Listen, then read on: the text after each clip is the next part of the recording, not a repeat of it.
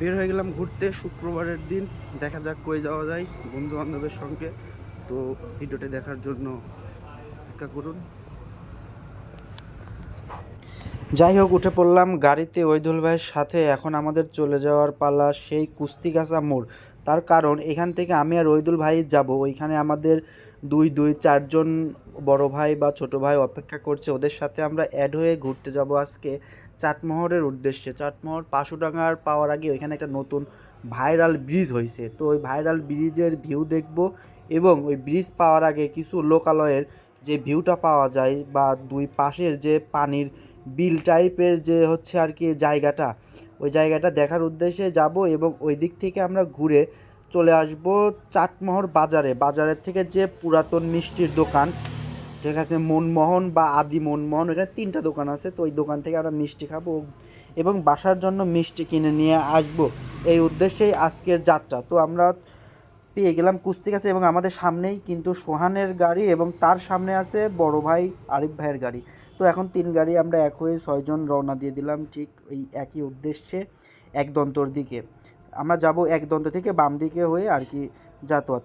তো প্রতি শুক্রবার কিন্তু এরকম আমাদের ঘুরতে বের হওয়া হয়। আসলে ভিডিওটা করা হয় না, তার কারণ আমি যখন বাইক রাইড করি তখন আর কি ভিডিও করা হয় না, বা কখনো কোনো বন্ধুকে বা কাউকে ভিডিও করার কথা বলা হয় না। তার কারণ ঘুরতে যেহেতু বের হয়েছি শুধুমাত্র এনজয়টাই করব। ভিডিও করতে গেলে কি হয়, এনজয়তে বাধা হয়ে যায়, এই জন্য আর কি ভিডিওটা করা হয় না।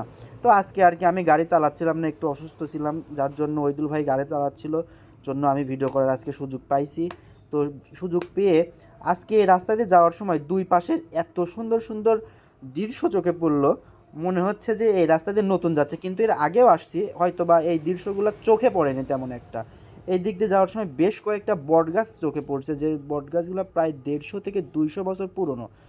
আর এত বড় বটগাছটা বিস্তীর্ণ, যে সামনের যে বটগাছটা প্রায় 200 বছরের পুরনো এই ঐতিহ্যবাহী বটগাছটা। তো বটগাছের গল্প আমরা অনেক শুনেছি, ভুতুরে গল্প বা গাল গপ্প, যাই হোক এগুলো আসলে কতটুকু সত্যি আমার জানা নেই। বলতে বলতে সামনের বাজারে আরেকটা বটগাছ পেয়ে গেলাম।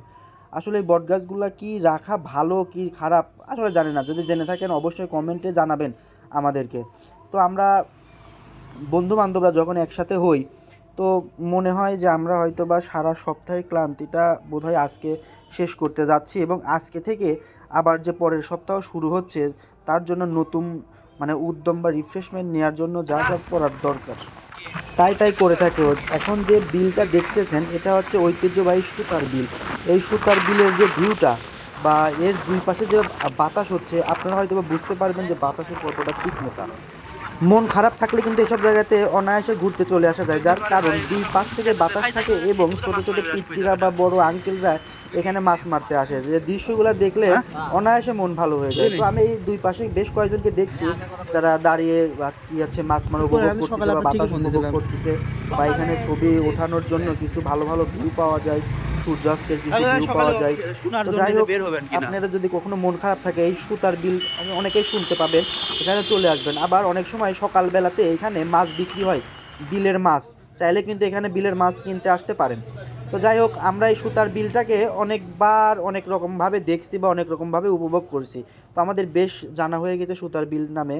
তো এখন আমরা চলে আসলাম আর কি হচ্ছে ইদিলপুরের দিকে। এই ইদিলপুরের ভিতর একটা নতুন ব্রিজ হয়েছে। এই ব্রিজটা অনেকবারই দেখছি, কিন্তু আমাদের সাথে যে বড় ভাইটা আছে বড় ভাইটা আর কি দেখেনি। তো এই ব্রিজটা আমার কাছে বেশ ভালো লাগছে, নতুনত্বের মধ্যে বেশ রং করা, চাকচিক্য আর কি কিছু লাইটিং করা, যার জন্য এই বড় ভাইকে নিয়ে এই রাস্তা দিয়ে ঢুকলাম। অন্য রাস্তাতেও যাওয়া যায়, কিন্তু এই রাস্তা দিয়ে ঢোকার উদ্দেশ্য যাতে বড় ভাইকে ব্রিজটা দেখাইতে পারি। তো এই ব্রিজটা দেখেন যে কত সুন্দর, নতুন ব্রিজ, সব দিকে রং করা এবং দুই সাইড থেকে এত সুন্দরভাবে রাস্তাতে মানে পিচ মাটির যে নিখুঁত কারুকাজটা করা, যেটাতে বাইক চালালে বা কোনো গাড়ি গেলে বা কোনো উঁচা নিচু নেই, যার জন্য এখানে রাইড করাটা খুব ভালো হয়ে থাকে। যার জন্য এই ব্রিজটাতে আমার খুব খুব এমনিতে খুব ভালো লাগে। তো ব্রিজটাতে এমনিতে অনেক সময় লোকজন থাকে ছবি ওঠানোর জন্য বা ভিডিও করার জন্য, কিন্তু আজকে একটু কম দেখলাম। হয়তো বা সামনে যে ভাইরাল ব্রিজটা রয়েছে ওই ব্রিজটাতে হয়তো বা ওখানে বেশি লোক আছে, যার কারণ আজকে শুক্রবারের দিন, শুক্রবারে ওই ব্রিজটাতে এমনিতেই বেশি লোক হয়ে থাকে, যেহেতু ওইটা এখন ভাইরাল জায়গা। হ্যাঁ, আর এই যে যে ডান পাশে যে ভাইরাল জায়গাটা দেখতেছেন, এখানকার চা এবং মাখা এটা কিন্তু খুব বিখ্যাত হয়ে পড়ছে। এখানে সন্ধ্যা হলে পরে লোক আর কি জায়গা দিতে পারে না, লোকে দোকানদাররা এতটাই ভিড় হয়ে থাকে। তো আমরা যে ভাইরাল ব্রিজের যে রাস্তা তার আগ মুহূর্তে আসি, এখানকার দুই পাশের যে বাতাস হচ্ছিল দেখে বোঝার মতো নেই, কিন্তু এখানে বাইক রাইড করতে খুব কষ্ট হচ্ছিল, যার কারণ এক পাশে এখানকার মুরব্বীরা বা যে স্থানীয় লোকরা এই যে ধান উঠাইলে পরে যে ধানের যে খ্যাট থাকে বা হচ্ছে অন্য যেগুলো থাকে সেগুলো রাস্তার পাশ দিয়ে রেখে দেয়, যার জন্য এখানে অ্যাক্সিডেন্টের সম্ভাবনা অনেক বেশি হয়ে থাকে। আসলে এগুলো করা ঠিক না, আমরা আর কি সচেতন হই, যেহেতু এই রাস্তা দিয়ে সব ধরনের বাইক বা গাড়ি চলাচল করে, সেক্ষেত্রে আমাদের খুব সাবধানতা অবলম্বন করা উচিত।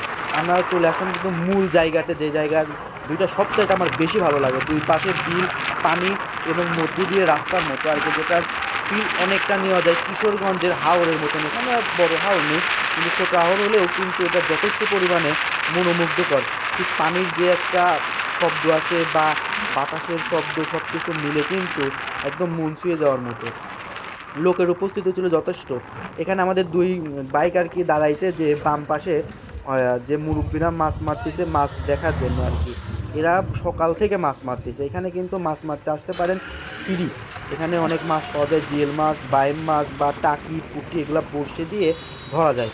তো যাই হোক, ওদের সাথে কথা বলা শেষ করে আমরা আবার রওনা দিয়ে দিলাম।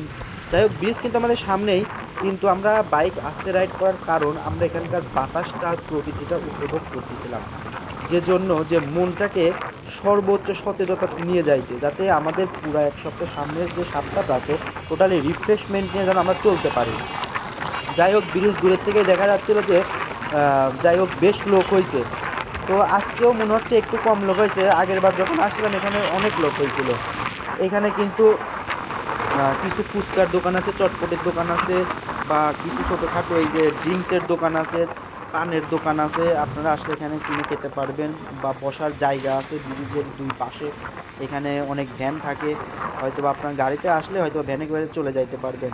এই যে ফুচকাওয়ালাদের দোকান আছে এখানে, আবার ট্যাঙ্কের দোকান আছে, চটপটি, বসার যথেষ্ট পরিমাণ ভালো জায়গা আছে। যাই হোক, আমরা এখানে এখন একটু দাঁড়াবো এবং একটু ফটোশ্যুট করব, সবাই একটু ভিডিও টিডিও বানাবো, কারণ সবার আর কি ঘোরা হয় কিন্তু ছবি ওঠা হয় না। তো এখানে মূলত ছবি উঠবো আমরা, এবং এই যে বড় ভাইটাকে ব্রিজ দেখানো হয়নি, সে বড় ভাইটা ব্রিজটা আর কি দেখে খুবই খুশি হয়েছে যে এত সুন্দর ব্রিজ আমি অনেক দিন পর দেখলাম, বা এত সুন্দর জায়গার মধ্যে যে ব্রিজটা কম দেখলাম। এরকম একটা জায়গা পাওয়া যায় সুজানগরের খয়রান ব্রিজে, ওইখানকার ভিউটা সেম এরকম টাইপের হলে পরেও এটা একটু বেশি ভালো লাগার কারণ হচ্ছে এখানে বেশি লোক হয়ে থাকে এবং ব্রিজটা একটু বড়, খরান ব্রিজটা এর থেকে একটু ছোট।